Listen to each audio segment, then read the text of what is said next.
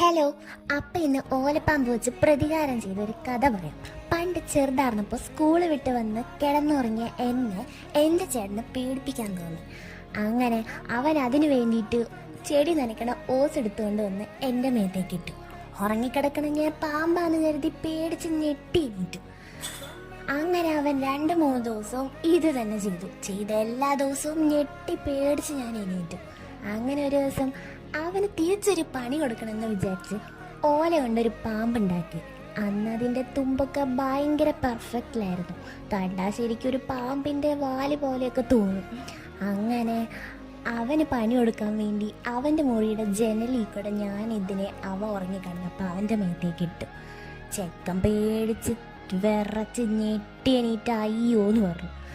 അന്ന് കിട്ടിയ ആ സാറ്റിസ്ഫാക്ഷൻ പിന്നെ എനിക്ക് ഒരു പണിക്കും കിട്ടിയിട്ടില്ല.